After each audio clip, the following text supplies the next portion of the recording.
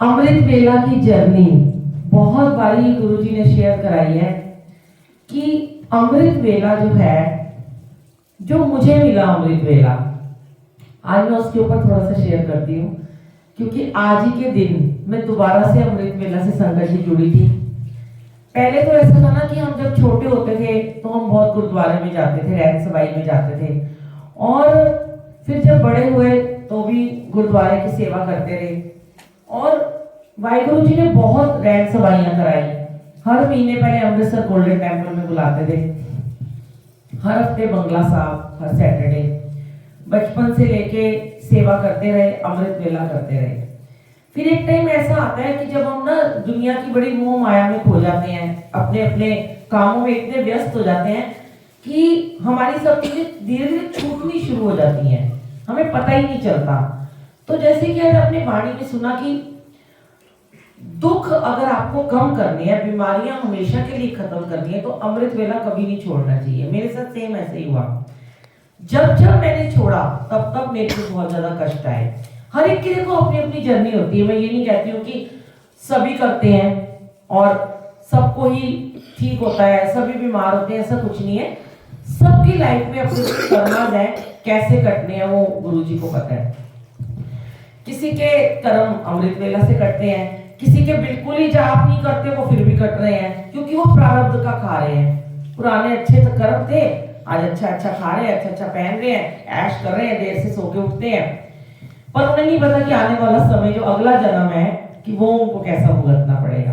अगर आज इतने सुख मालिक ने दे भी दिए हैं तो उस सुखों के शुक्राना करते हुए हमें फिर भी अमृत वेला संभालना चाहिए।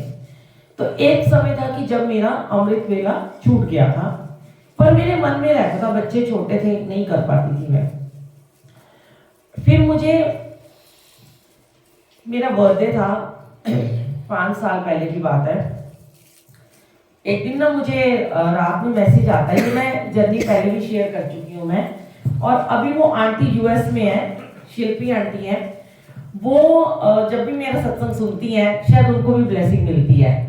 तो ग्रुप के अंदर ना एक ऐसी व्हाट्सएप, जिससे पहले हम बहुत ग्रुप में रहते थे, अब तो मैं नहीं रहती हूँ, एक मैसेज आता है रात को, मैं देखती हूँ 10 बजे कि कल मेरे घर में 2:30 बजे अमृत वेला है, तो कोई भी आ सकता है। मैं उनको नहीं जानती, ना नंबर सेव था ग्रुप में, जैसे किसी का मैसेज आया, पता नहीं मुझसे क्या हुआ कि मेरे को गुरुजी ने ना उसको मैसेज करवा दिया। जैसे लोग मुझे पूछते हैं कि आपके घर में कुछ लाना है, कोई सेवा, एनी सेवा, ऐसे पूछते हैं। मैंने उनको कुछ नहीं बोला, मैंने कहा जय गुरुजी आंटी, एनी सेवा, कि भाई कोई लाऊं मैं सेवा, पता नहीं मैं जा भी रही हूँ कहीं जा रही हूँ, एवं लिख दिया। तो उनका मैसेज आया कि बुलबुल आंटी बस आप आ जाओ, वो सबसे बड़ी सेवा है। मैंने कहा मुझे जानते हो? कहती हाँ, मैं तो यूट्यूब पे आपके सत्संग सुनती हूँ और मैं बहुत सुनती हूँ, और अगर आप आओगे ना तो मैं बहुत ब्लेस्ड हो जाऊंगी। ये मालिक लीला रचते हैं, कहाँ किसको बुलाना होता है, एक जरिया बनाते हैं वो। जैसे आंटी कहती है अगर हमें जरिया बना दिया यहाँ तक लाने का, तो हमें किसी और को जरिया बनाया था मुझे वहां तक पहुंचाने का। अब मेरे अंकल तो मुझे ऐसे 2:30 बजे कहीं जाने भी नहीं देते, हम तब नोएडा में रहते थे, ठंड के बहुत दिन थे, बहुत सर्दी के दिन थे, ऐसे यही टाइम, हाँ सॉरी, मेरे बर्थडे से पहले की बात है, 1 हफ्ता पहले की बात है। तो मेरे एक अंकल थे, वो सेवा में मेरे को ना मंदिर लेके जाते थे, वो आंटी अंकल और उनके बच्चे जाते थे। वो अंकल की डेथ हो गई है कोविड में। मैंने उनको पूछा, मैंने कहा अंकल आप मुझे अमृत वेला में ले चलोगे? अंकल कहते हैं चलो, मैं भी चलूंगा, मेरी वाइफ भी चलेगी, मेरे बच्चे भी चलेंगे। मैंने कहा कमाल हो गया। तो मैंने अपने बेटे को बोला पापा तो सो रहे हैं, 2 बजे मैं तैयार हो गई, मैंने कहा मैं ताला लगा के चल जाती हूँ, जैसे ही वो उठेंगे उनसे पहले मैं वापस आ जाऊंगी। तो छुप छुप के जैसे मैं उस समय करती थी, जाना आना इतना बताती नहीं थी, क्योंकि कोई गुरु जी से उस समय, ये सब अभी अभी जुड़े हैं 3-4 साल से जो मेरे घर वाले हैं। तो मैं अपना उनकी गाड़ी में बैठ के चली गई, हौज खास में उनका घर था, हमने ढूंढा इधर उधर, सब गेट बंद थे, पहुंचे 2:30 बजे, 3 बजे अमृत वेला था, 3 से 5 का, हम 2:30 बजे वहां पे पहुंच गए। आंटी बड़ी खुश कि आंटी आ रही है।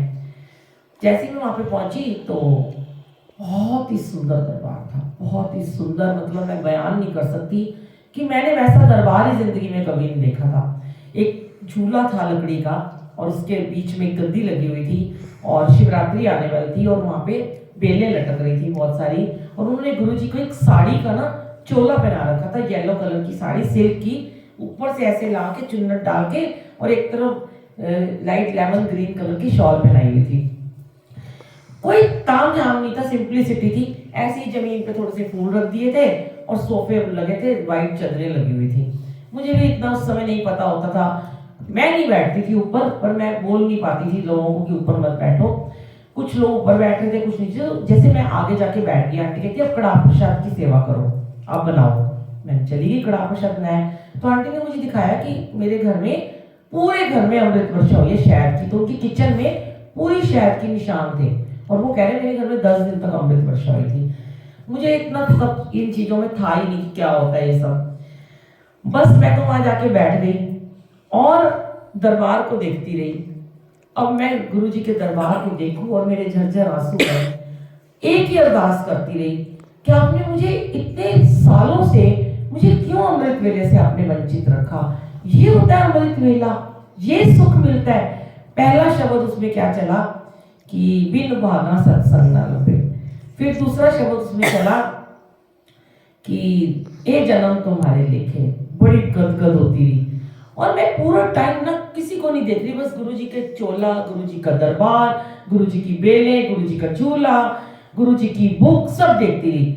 और मन में एक ही भाव, मुझे अब ऐसा ही दरबार लगाना है अपने घर में जाके। रीसा पट्टी हो रही थी मैं कि मेरे को रीस करनी है, कि मुझे लगाना है। बस मुझे नहीं पता, मुझे ऐसा ही दरबार लगाना है। मेरे घर में तब गद्दी लगी हुई थी, घर के बाहर जो छोटा सा मेजनाइन था, वहां पे गुरु ग्रंथ साहब जी हमारा मंदिर बना हुआ था। अब मैं घर आ गई और मेरे को चैन ही ना आए। अमृत वेला खत्म हुआ, मैं घर आई, मुझे चैन ना पड़े।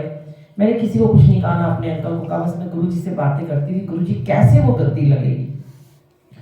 हर साल गुरुजी मेरे बर्थडे पे ये शेयर करवाते हैं कि मैं ये वाला सत्संग शेयर करूं, शायद मुझे इससे कोई ब्लेसिंग मिलती हो, या उन आंटी को मिलती हो, या और भी जो जुड़ रहे हैं अमृत वेले में उनको जरूर मिलती होगी। तो अब मैंने एक रूम बनाया था, मेकअप स्टूडियो, नेल स्टूडियो, उसी घर के अंदर ही, छोटा सा, बहुत पैसे लगाए थे उसमें, और काफी क्लाइंट आते थे। तो मैंने कहा मैं क्या करूँ ना, मैं कहाँ वो गद्दी लगाऊंगी ना। तो गुरुजी ने मेरे को रात को ही मुझे विजन में दिखाया कि ये सारा सामान उठा के बाहर कर दे बालकनी में, और ऐसे तो मेरी गद्दी लगा दे। गद्दी कहाँ से लाऊंगी मैं, पैसे तो है ही नहीं, क्योंकि कभी मैं इन चीजों के लिए अपने अंकल को नहीं बोलती थी, जो मेरे पास अपना होता था उससे ही लेके आती थी। मैं वहां गई मार्केट में, मुझे लगा मुझे डिफरेंट सी गद्दी लगाऊं मैं। अब वो सोफे तो मिल जाते हैं, कोई 5,000 का, कोई, मेरे पास सिर्फ 2,500 रुपए थे उस दिन, सच्ची बताऊं मैं, पैसे ही नहीं थे मेरे पास, 5 का, 4 का, 6 का उस टाइम पे। मैंने कहा गुरुजी मेरे पास तो 2,500 है, 2,500 में तो वो मिली नहीं थी जो मुझे चाहिए गद्दी। फिर एक जगह पे जो झूले बनाते हैं ना केन के, वहां पे वो बड़ी सी झूले वाली गद्दी होती है, गोल केन वाली, वो मिली मुझे, वो मुझे बहुत पसंद आई। गुरुजी कहते तू ये ले ले। अब मैंने तो उसको पूछा, वो कहता है ये 5500 की है। मैंने कहा भैया कुछ कम कर दो। कहता है, उसने करते करते ना, उसने करते, जय गुरुजी, उसने करते करते ना मुझे कहा कि 4,500 की मैं आपको दे दूंगा। अब वो देखो भैया मुस्लिम है, गुरुजी आना चाहते हैं, पता नहीं कैसे हो रहा है, ना पैसा हाथ में ना कुछ है, वो मुस्लिम बंदा। उसको मैंने बस इतना ही बोला, भैया ये हमारे गुरुजी की गद्दी है, तुम्हें गुरुजी बड़ा ब्लेस करेंगे कि तुम ना ये दे दो मुझे कैसे भी करके कुछ कम पैसों में, और आपके तो वारे न्यारे हो ही जाने, ये गुरुजी की गद्दी है। कहता है मैडम मैं ऐसे नहीं, इससे कम नहीं दूंगा। पता है उसने मुझे क्या कहा, कहता है आप बस जितने पैसे उतने दे दो, आप बाकी ना मुझे बाद में दे देना। अब अंधा क्या मांगे दो आंखें। मैंने कहा मेरे पास 2,500 ये ले लो, 2,000 मैं आपको अगले महीने दे दूंगी। कहता है ले जाओ। मैं बड़ी खुश। वो गद्दी आज जो उनका सेवा कर रहे हैं दीपक अंकल, उनके घर में है वो गद्दी, अब गुरुजी ने उनको ब्लेस कर दी है।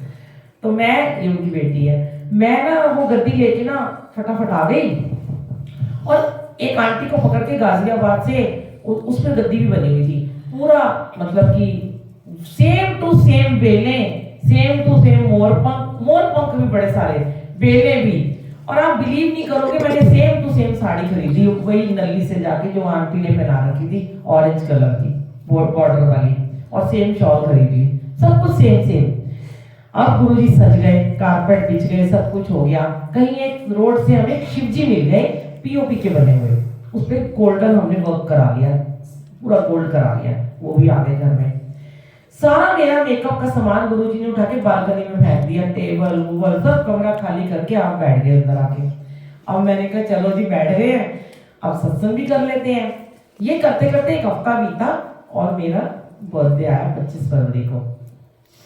मैंने मैसेज डाला कि हमारे घर में अमृत वेला होगा और 70-80 संगत उस दिन अमृत वेले में आई और मैंने उन्हीं आंटी को अपने घर में बुलाया कि अब मैं इनको दिखाऊंगी कि मैंने भी आप कैसे गद्दी लगाई है। मतलब अनजाने में, बचपने में समझ नहीं होती कि ये कोई दिखाने की चीजें होना होती हैं, ये तो अब समझ में आई ना बातें। आंटी भी आ गई, आंटी मेरे लिए बहुत सुंदर दिव्य आभा लेके आई और एक गुरु जी का स्वरूप लेके आई, छोटा सा। वो स्वरूप यूएस में मेरी बेटी के पास है आज।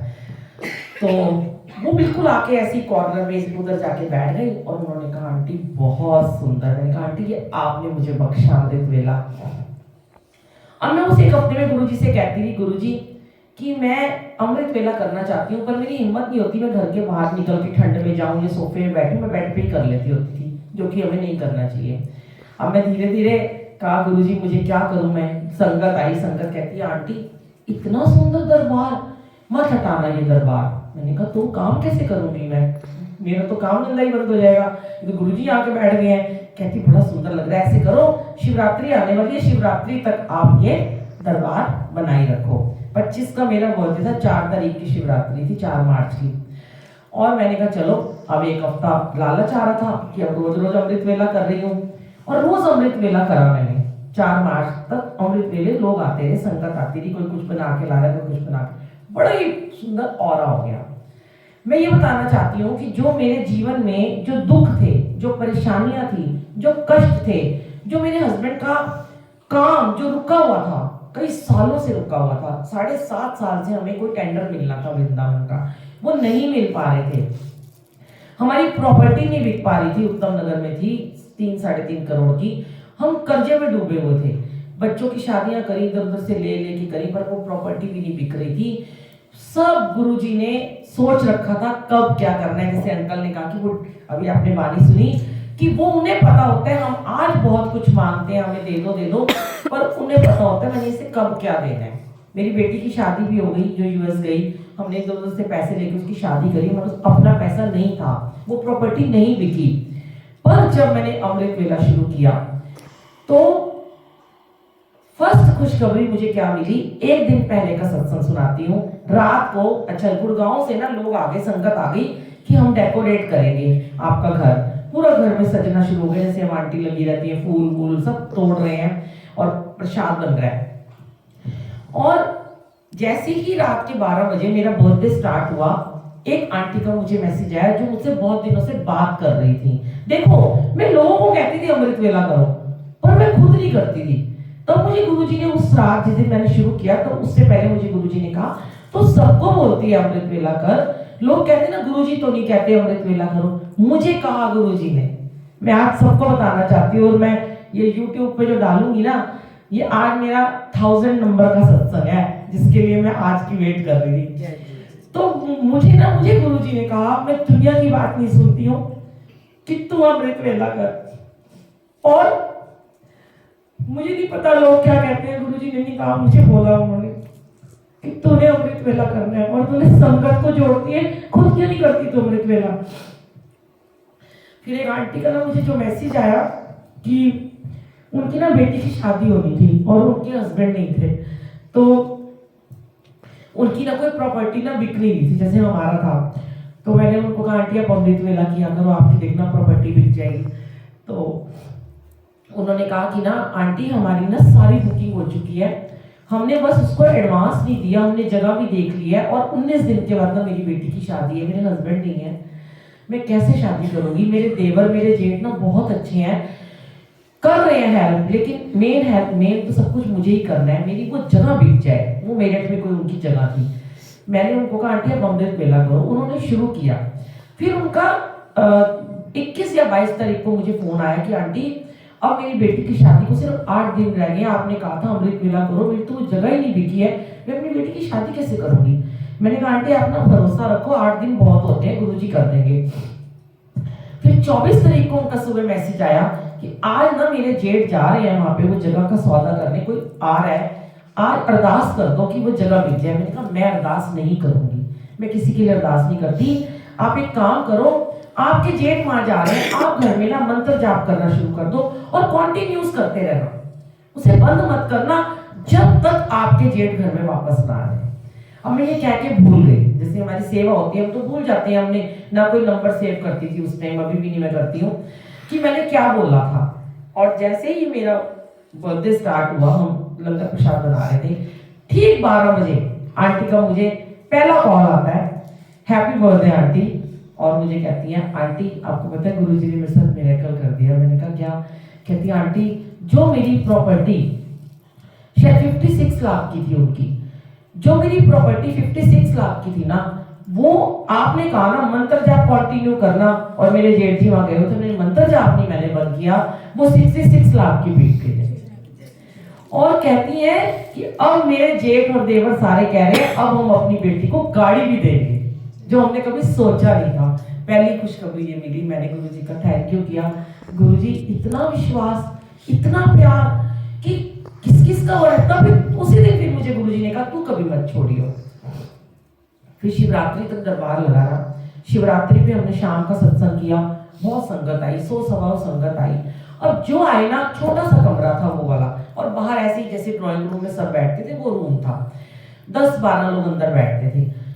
इतना ऑरा था, इतना ऑरा था उस कमरे में, इतनी पॉजिटिविटी थी, इतनी फ्रेग्रेंस आती थी, मतलब क्या क्या गुरुजी ने कराया था कि सर्दी के दिन थे, पूरी छत के ऊपर पंखे से वो लड़ियां होती है ना ऐसे बैल बैल जैसे बड़े मंदिर में, सब टंगवा दी थी। और लोग ऊपर देखे, ऐसे देखे, ऐसे देखे, मतलब नजारा ही अलग था। सारी संगत मुझे कहती है अब आप ये दरबार मत हटाना। अब जब सब चले गए, शाम रात को मैं गुरुजी के पास जाके बैठी 12 बजे। मैंने कहा गुरुजी क्या हो गया, मैं काम कहाँ करूंगी भी, 2 बेडरूम है, बेटे के छोटे से बेडरूम में तो ना मेकअप होगा ना नेल आर्ट होगी, चाहते क्या हो आप मेरा करना? ये बैठ गए अंदर आके, जा ही नहीं रहे यहाँ से, तो आप बाहर तो हंस रहे हैं, वो मुस्कुरा रहे हैं, बैठे हैं कि मैं तो उन्हें थी पहना है, मेरा ही कमरा है, छोड़ दे तू काम धंधे। अब इधर उधर सामान मेरा रुलता रहा, जो नया नया बनाया था सब इधर उधर हो गया। फिर एक दिन मत्था टेक रही थी तो गुरुजी ने कहा, थोड़े दिन पहले ही मेरे को किसी ने कहा था अर्बन क्लैब पे क्यों नहीं काम करते हो, अर्बन क्लैब पे फ्रीलांसिंग मेकअप किया करो। तभी मुझे गुरुजी ने फिर थॉट दिया कि तू अर्बन क्लैब ज्वाइन कर। मैंने अपने बेटे से कहा, उसने मेरा अर्बन क्लैब डाउनलोड कर दिया। अब मुझे अर्बन क्लैब से बहुत काम मिलना शुरू हो गया, मुझे घर के काम की नीड ही नहीं रही, मैं जाना शुरू हो गई। पर मेरा अमृत वेला चलता रहा। मेरे को गुरुजी ने कहा तू कहती थी ना कि मैं घर के बाहर नहीं जाऊंगी, मैं सोफे पे नहीं बैठूंगी, देख तेरे को मैंने अपना कमरा दे दिया, कारपेट बिछा दी, तेरा ड्रीम था रेड कारपेट, डिम लाइट, और तू यहाँ बैठ के रोज अमृत वेला किया कर। शुरू हो गया करना, वहीं पे मैंने सत्संग शेयर करने शुरू कर दिए। हमारा जो काम रुका हुआ था, हमारा वो टेंडर हमें मिल गया। हमारी जो प्रॉपर्टी रुकी हुई थी वो हमारी प्रॉपर्टी बिक गई। मैं ये नहीं कहती कि आप अमृत वेला करते हो तो आप कुछ मांगने के लिए कर रहे हो कि मेरा ये काम हो जाएगा या मुझे पैसे मिल जाएंगे, पर मैं आपको बताऊं ना, उससे पहले मैं सब कुछ करती थी, मैंने बहुत काम किया, मेरे बड़े बड़े स्टूडियो भी थे, पर मेरे मन को कहीं सुकून नहीं था, शांति नहीं थी, टेंशन में रहती थी। और ये खर्चा कैसे निकलेगा, ये 2.5 लाख, ये 3 लाख किराया, ये सैलरियां। मेरे हस्बैंड कहते थे तू 10,000 भी कमा के नहीं लाती महीने में, सारा महीने लग जाता है। और गुरुजी ने हर चीज ठीक करनी शुरू कर दी और मुझे फ्रीलांसिंग काम मिलना शुरू हो गया। एक दिन में 60-60 हजार के मेकअप, 50,000, 10,000, 20,000 के। अब इधर इन्होंने क्या किया और लीला रचनी शुरू कर दी कि मुझे नोएडा में सत्संग में बुलाना शुरू कर दिया। अब वहां पे गई तो एक दिन एक आंटी कहती है कि ना बुलबुल आंटी चलो आज ना रंगोली बना लो। मैंने कहा अच्छा, मैं तो कोई बनाई नहीं, पर मेरी रंगोली हमेशा बड़े मंदिर की झूले वाली रंगोली मेरे माइंड में घूमती रहती थी कि मैं कभी ऐसी रंगोली बनाऊं, मुझे फूलों से बड़ा प्यार है।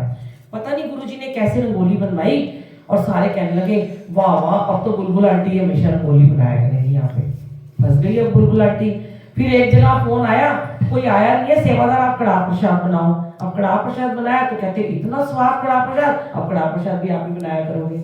अब गुरुजी ने पकड़ लिया, सत्संग में बुलावा आना शुरू हो गया, कड़ाह प्रसाद बनाओ, रंगोली बनाओ। अब जब ये सारा काम करती थी, भाई पता है गुरुजी को कानों को हाथ लगाती हूँ, उस समय का थॉट अलग थे, माइंड में बहुत कुछ चलता था, बेसमझ थे, निकम्मे थे कि अब रंगोली बनी है और कड़ा प्रसाद बना तो लोग तारीफ भी करें, वो भी सुनने के लिए अब बैठ जाऊं मैं जरा।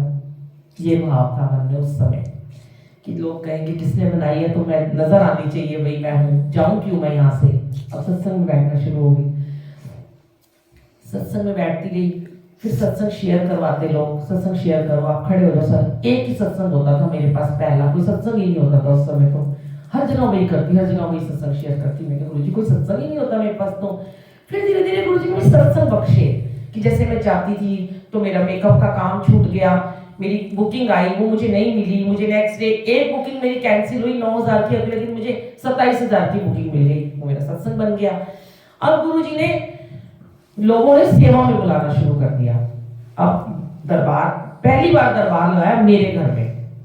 दरबार लगाने वाले सेवादार आते थे, मैं कुछ नहीं करती थी, मुझे चोले को हाथ लगाते भी डर लगता था कि मैं गुरु जी का चोला छूऊंगी मैं। तो मेरे को सेवादार पहुंचे नहीं, 5 बजे का सत्संग था, 4:30 पौने 5 बजे बनते, और मैं बैठी, यहाँ चोला रखा है ब्लैक कलर का, रंगोली के फूल पड़े हैं, चोला लगेगा तो मैं रंगोली बनाऊंगी ना। बिल्कुल अकेली, फोन पे फोन कर रही हूँ, लोग आए नहीं। मैं गुरु जी को देख रही हूँ, गुरु जी कहते खुद ऐसी सोनी सजती संवरती है, मैंने भी आज सजा दे। चोला लिया, गुरु जी का लगा दिया। क्या चोला लगा गुरु जी का। बाहर लगाते थे हम ना गद्दी, जब सबसे बड़ा होता था अंदर से बाहर लगाए थे हम, वो अंदर बड़ी रहती थी। रंगोली बनाई, गुरु जी को कह रही हूँ, गुरु जी जैसे एक एक फूल उठा के मुझे दे रहे, लगा ले लगा लगा लगा, और 5 बजे तक दरबार लगे, रंगोली बन गई। सबने आके कहा कि बुलबुल आंटी आप तो बड़ा अच्छा चोला लगाते हो, अब आप भी सत्संग में चोला भी लगाया करो। ये भी फंसा दिया, सारी सेवा लेनी शुरू कर दी इन्होंने। अब अर्बन क्लैक के ऊपर आता था ऑप्शन कि अगर आपको मेकअप नहीं करने हैं तो आप उसमें डाल दो कि आप बिजी हो, आपको उस दिन का काम नहीं मिलेगा। अब क्या हुआ, जो 6 दिन काम करती थी, 7 दिन काम करती थी, अब वो 3 दिन का काम रह गया, 3 दिन स्लॉट डाल देती थी कि आज मैं बिजी हूँ, 4 दिन सेवा में हूँ। अब बच्चे, बेटा कहने लगा मम्मी आपकी 9,000 की बुकिंग गई, आपकी 10 की गई, आपकी 2 की गई, आपकी 20 की गई, अब करते क्या हो। अब लगी हूँ सेवा में, आस पास कोई नहीं बुला रहा, यूट्यूब पे जा रहे हैं मैसेज, गांव में लोग बुला रहे हैं, कुष्ठ आश्रम में लोग बुला रहे हैं, ब्लाइंड बच्चों के यहाँ जा रहे हैं, गूंगे बहरे बच्चों के यहाँ सत्संग हो रहा है, हाथ पैर नहीं है उनके यहाँ हो रहा है, बुजुर्गों के सीनियर सिटीजन के सत्संग हो रहा है, कोड़ियों के यहाँ सत्संग हो रहा है। इतना गुरु जी ने क्या फेमस कर दिया कि हर कोई बुलाने लगा। अब वो जो 4 दिन बचे थे वो भी खत्म हो गए, अब काम धंधा पूरा बंद हो गया। तो अब मैंने कहा अब क्या करना है भाई। कहते हम तो सेवा मंगी थी ना। उससे पहले मेरे बेटे को ड्रीम आया था, पहाड़ों के ऊपर एक बड़ी कोई जगह थी, वहां पे गुरुजी बैठे थे और वो 100 सीढ़ियां चढ़ के जाता है और वहां पे पत्थर की शिला पे गुरुजी बैठे होते हैं। और गुरुजी को कहता है, बस एक ही बात कहता है, मेरी मम्मी को सेवा में बुला लो, मेरी मम्मी बड़ी खुश होगी, वो भी यहाँ पे आएंगे, उनको बुला लो। तो गुरुजी उसे कहते हैं बैठ जा, मुझे पता है तू अपने किसी काम के लिए आया है। तो कहते हैं इधर आंटी है उनसे पूछ ले। तो वहां पे 3 आंटियां होती हैं। तो वो कहती है कि एक आंटी मेन होती है, वो कहती है कि ये 2 आंटियां तो हमें गुरुजी बहुत पसंद करते हैं, एक आंटी को ना गुरुजी पसंद नहीं करते हैं, ये ना बहुत जिद करती है, तो अपनी मम्मी को भेजना, उनको सेवा में लगा लेंगे। ये उसको ड्रीम आया था और उसके बाद ही मुझे सेवा मिलनी शुरू हो गई थी। पता नहीं वो कौन सी आंटी को हटाना होगा, तो मिल गई सेवा।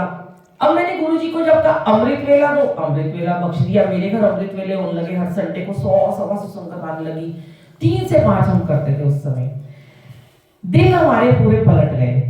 जो मैं वाहिगुरु का जाप छोड़ चुकी थी, सिर्फ गुरुजी के भजन सुनती थी, जो भजन होते हैं, शब्द नहीं। आज आपको सबको मैं कहती हूँ शब्द सुनो, मैं खुद शब्द चलाती हूँ। शब्द छोड़ चुकी थी, जो गुरुद्वारे से बंदी जुड़ी हुई थी, अमृत वेला भूल चुकी थी, सब कड़ा प्रसाद भूल चुकी थी, सब गुरुजी ने बख्शा। क्योंकि पता क्या होता है संगत जी, हमारी आत्मा की भूख को ना गुरुजी पहचानते हैं। क्योंकि मेरी आत्मा में तो वाहिगुरु बसा हुआ था ना, जो थोड़े दिनों के लिए जरा छूट गए थे मुझसे। मेरी आत्मा में अनंत साहब था, मेरी आत्मा में सिमरन था, मेरी आत्मा में अमृत वेला था, मेरी आत्मा में था मेरे घर कड़ा प्रसाद बने, वो इन्होंने मुझे बख्शा। धीरे धीरे सारे भजन हटवा दिए। पता है हमारे गुरुजी कैसे हैं, हमेशा खुद को पीछे रखते हैं। उन्होंने एक ओंकार को आगे रखा। एक ओंकार से बड़े मंदिर के दरवाजे खुलते हैं, कभी देखना सुबह जाके। एक ओंकार से गुरुजी की जोत जगती है, ओम नमः शिवाय से समापन होता है, गुरुजी बीच में है। उन्होंने कभी अपने आप को आगे नहीं रखा। मेरे घर में गुरुजी ने कभी भी खुद के भजन नहीं चलवाए, कहीं भी नहीं चलवाए। मेरे घर तो कभी नहीं चलवाते। सबसे पहले जपजी साहब जो मैं भूल गई थी, सुखमनी साहब, वो शुरू करा दिया पहला। अब लाइव जो 3 साल से लाइव चल रहा है, जो लाइव बख्शी है सेवा, इन्होंने इसलिए मुझे बख्शी लाइव कि इन उस लाइव के बहाने मैं तो उठूंगी, चाहे मैं रात के 2 बजे आऊं, चाहे मैं 4 बजे आऊं, मुझे उठना ही उठना है, क्योंकि लाइव वाले बैठे हैं देखने के लिए। तब फिर गुरुजी ने मुझे डेली की लाइव की सेवा बख्शी और जपजी साहब का पाठ, 2 शब्द और फिर मंत्र जाप। आखिर में गुरुजी ने कहा मंत्र जाप करना है। लेकिन हाँ, मैं फिर भी आपको एक बात कहना चाहूंगी कि जो अमृत वेले में उठ के कुछ भी नहीं कर सकते ना, वो सिर्फ मंत्र जाप ही अगर कर लेते हैं, 15 मिनट से शुरू कर लो। वैसे तो मैं कहती हूँ 1 घंटा 9 मिनट का करो, आप 15 मिनट से स्टार्ट करो, आधा घंटा करो, लिव लगानी शुरू करो, परमात्मा के साथ अपना कनेक्शन बनाओ। जैसे भी आपने रिंकू वीर जी की बानी सुनी है कि 20 सालों के जो दुख है वो 20 दिनों में क्या 20 सेकंड में काट देता है मालिक। ये सच है बिल्कुल। ये गूंगे की मिठाई है, जो खाए चखेगा उसको ही समझ में आएगा कितना मीठा है ये अमृत वेला। और जिनको नींद आती है उनके लिए बहुत कड़वी गोली है, जो उठ नहीं पाते हैं वो कड़वी दवाई है उनके लिए। क्योंकि देखो ना, वो उठेंगे, नहाएंगे, नींद का त्याग करेंगे। हमें देख लो, मैं अपने घर में रोज अमृत वेला करती हूँ, सिर्फ मेरे अंकल और मैं होते हैं। संडे संगत आती है, मैं तो रोज तैयार होकर बैठती हूँ। अपने लिए होना और गुरु के लिए होना है, किसी को दिखाने के लिए नहीं। अपना तैयार मीन्स कि साफ कपड़े पहनने हैं, एक लिपस्टिक भी जरूर लगा लेती हूँ मैं भाई। जस्ट कभी कभी कैमरे का मुंह मेरी तरफ हो ही जाता है, गलती से पता चले कि आंटी ऐसी बैठी हुई है। वो अपना भाव है कि मुझे ऐसे बैठना है। कई लोग मुझे कहते हैं मैं छत्तीसगढ़ गई थी, जैसी वहां पहुंची 1 घंटे में फटाफट दरबार लगाया, आंटी आ गई, कहती आंटी आधे घंटे में तैयार भी होके आ गए हो, बड़े टिप टॉप रहते हो, आप कैसे कर लेते हो। मैंने कहा करना क्या है, कितनी देर लगती है, जितनी देर गुरुजी को सजाते हो उसके बाद 5 मिनट अपने में भी लगा लो। तो गुरुजी ने तो हमेशा ये कहा चंगा खाओ, चंगा पाओ, ऐश करो, कल्याण कीता। अपने किसी को मिलने जाते हैं, पति को मिलो, प्रेमी को मिलो, बॉयफ्रेंड को मिलो, बड़े सच संवर के हम जाते हैं, नए नए कपड़े भी पा लेते हैं, अच्छे अच्छे सुंदर गहने भी पहन लेते हैं, मेकअप भी करते हैं। पर गुरु को रिझाने के लिए कौन कितना तैयार होता है ये नहीं मुझे पता। लोग गुरुद्वारे जाते हैं, मंदिर जाते हैं, ऐਵੇਂ उठ के चले जाते हैं। हम तो सबसे नया कपड़ा पहन के जाते हैं, जो ओरा होता है कि हाँ आज ये मंदिर जा रही हूँ, बेस्ट से बेस्ट पहनना है, किसी को दिखाने के लिए नहीं। गुरु मेरा देखेगा। तो मेरे गुरु इतने सुंदर सुंदर चोले पहनते हैं और हमें भी पहनाते हैं सच में। फिर जो संगत जी हमारे दिन पढ़ते थे ना, उसके बाद टचवुड वो आज तक क्यों नहीं वो खराब हुए, क्योंकि अमृत वेला नहीं छूटा। उससे पहले मेरी बॉडी में 1000 बीमारियां थी, 1000। ये घुटने नहीं चलते थे, ये बैक नहीं चलती थी, मेकअप करती थी दिन में। अगर मेरे को 5 मेकअप करने हैं कहीं होटल में जाके, एक मेकअप के बाद मैं उनको कहती थी मुझे 5 मिनट लेटने दो, मेरी बैक गई, स्लिप डिस्क थी, झुक के मेकअप नहीं कर सकती थी। धीरे धीरे गुरुजी ने अपने सत्संग में एक दिन में 2-2, 3-3 सत्संग की सेवा बख्शी, 8-8 घंटे खड़ा करा। सफर में भेज देते हैं, गाड़ी में बैठना बिल्कुल मुझे मना था। आज देख लो गाड़ी में कहां से कहां भेज देते, कभी छत्तीसगढ़, कभी हिमाचल, कभी यहाँ भेज दिया। ये सब इनकी कृपा से हुआ है, क्योंकि इनकी कृपा जब होनी शुरू हो जाती है ना, आपकी सारी जिंदगी की मुसीबतें खत्म हो जाती हैं, सारी बीमारियां खत्म हो जाती हैं। थोड़ा हमें पेन होता है, हम जब बैठते हैं 1-2 घंटे हमें प्रॉब्लम होती है, लेकिन फिर भी बैठा करो, क्योंकि ये हमारी प्रॉब्लम को जो ठीक करने के लिए आए हैं। कभी ये डॉक्टर बन जाते हैं, कभी ये वकील बन जाते हैं, कभी ये टीचर बन जाते हैं, और कभी पापा, कभी भाई, कभी बंधु, कभी दोस्त, कुछ भी रूप में आप इनको देख लो। जिसको जिस चीज की नीड होगी ना, ये आपको उस चीज में उसी रूप में आके ब्लेस करके जाएंगे। पिता बनाओगे पिता बन जाएंगे, भाई बनाओगे भाई बन जाएंगे, और डॉक्टर बनाओगे तो मेरे को जब जरूरत थी मेरी बीमारियां ठीक करने की तो उन्होंने डॉक्टर बन के मेरा इलाज किया। और हाँ, बड़े मंदिर का जो ऑरा है वहाँ बार बार मुझे भेजा, हफ्ते में 3-3 बार भेजा। बहुत डाइटिंग करती थी मैं वहाँ जाके। मुझे जब जिन दिनों में 4 लोग एक थाली में खाते थे, 2-2 रोटी मिलती है, आपको पता है 8 रोटियां मिलती हैं, और जब मैं भूखी प्यासी तड़पती हुई जाती थी तो 16 रोटियां हमारी थाली में आ जाती थी। लोग कहते थे 4 खाएंगे, और मैं हंसती थी ये मुझे खिलानी है, तो पता है भूखड़ा है, इसको पेट भर रहा है, इसको 4 खिलानी है, तुम भी खाओ 4। इनका प्यार था। हाँ, और एक दिन तो मुझे 3 समोसे खिला दिए कि मुझे समोसा बड़ा अच्छा लगता है। एक ही टाइम में 3 समोसे 3 चाय, वो इनको पता है। और आंटी सुनो, कहाँ चले गए? आपका एक सत्संग है, इधर आओ। आंटी ना कल से ना, आज आपको जो अंकल ने कहा ना जो वाणी सुनी है, बच्चा इनका देखो बाहर रहता है, ठीक है, जिसका बच्चा बाहर रहता है, मेरी बेटी भी यूएस में रहती है, 4 साल के बाद आई थी अभी 15 दिन के लिए, मैं आई थी 2 बार, आंटी तो गए नहीं है। आत्मा इनकी तड़पती है कि वो 3 साल से इनका बच्चा बाहर है, नहीं मिल पाए। पर आज आपको जो वाणी सुनाई है वो यही उसमें आपका आंसर था कि कुछ अच्छा होना होता है। हम ये कहते हैं आज हमारा ये काम कर दो, पर हमारे लिए वो अच्छा नहीं होता। आपकी ही बात से एक छोटा सा सत्संग सुनाती हूँ, शायद आपने मेरा सुना भी होगा, गुरुजी के टाइम का सत्संग है, 2 मिनट का है। एक बार गुरुजी ने किसी संगत में गए, किसी के घर गए, यहाँ थोड़ी संगत होती थी, गुरुजी उस टाइम जाते थे, लोग उनको ले जाते थे, मेरे घर में आओ सत्संग करने के लिए। जैसे ही गुरुजी उनके घर में गए, वो आंटी बहुत मानती थी, उनके अंकल नहीं मानते थे, तो वहां पे एक 14 साल का बच्चा होता है उनका। जाते ही गुरुजी बैठ जाते हैं और कहते हैं अपने बच्चे को बाथरूम में बंद कर दे, ताला मार के चाबी मुझे दे दे। अब वो आंटी तो गुरुजी की भगत थी और अंकल नहीं थे। अंकल कहते हैं केड़ा गुरु ले आई है जो मेरे मुंडे को अंदर बंद कर रहे हैं, आके आप बह गए ने। कहती गुरुजी ने कहा है। बच्चा रोता रहा, उसको बाथरूम में बंद कर दिया, ताला लगा दिया। बहुत रोया, बहुत तड़पा, चिल्लाया, शांत हो गया। आधे घंटे के बाद, 2 घंटे बाद सत्संग खत्म हुआ। गुरुजी कहते हैं जा ताला खोल के उसको बाहर निकाल दे। वो बच्चा आया, सीधा आके उसने गुरुजी के चरणों में मत्था टेका और बैठ गया, बिल्कुल नहीं रो रहा था, शांत था।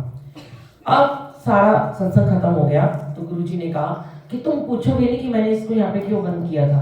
तो संगत ने कहा कि हाँ पूछेंगे। तो आंटी कहती नहीं, मुझे नहीं पूछना, हो सकता है आप अंतर्यामी, आपको पता होगा। उसके अंकल वहीं बैठे हुए थे।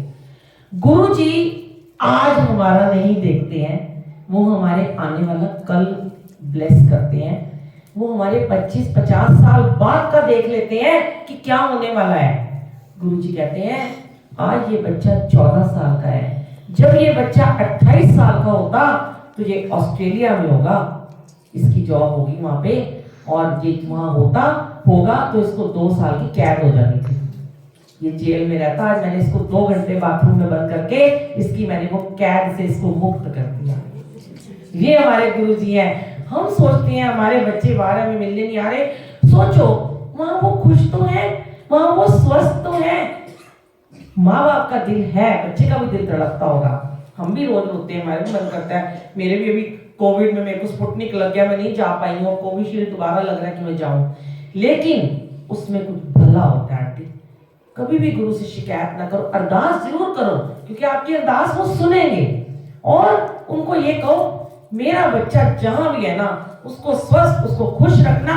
जब आपकी मर्जी होगी गुरुजी उसको बुला लो, जब आपका हुक्म होगा। बस कभी भी उसके लिए उन शिकायत मत करना, क्योंकि गुरु जिसको प्यार करते हैं ना, आप इतनी सेवा करते हो ना, जब गुरु अपने सेवादार को प्यार करते हैं ना, उसके कहने को उसको दे देते हैं वो चीज, लेकिन साथ में दुख लगा देते हैं। मेरे साथ ये भी हुआ है, फिर कभी शेयर करूंगी जब अगले महीने आऊंगी, कि कितने बड़े बड़े दुख भी दिए उन्होंने। अब वो दुख इसलिए शेयर कर सकते हो कि उसमें सुख मिल चुका है, लेकिन अपने दुखड़े वैसे नहीं शेयर करने। जब तक दुख है शेयर मत करो, जब दुख के बाद उनको सुख दे दें तब जरूर शेयर करो, क्योंकि वो उनकी ब्लेसिंग है, उनकी कृपा है। कृपा शेयर करेंगे तो सबको कृपा मिलेगी, ब्लेसिंग मिलेगी। जय गुरु जी, शुक्राना।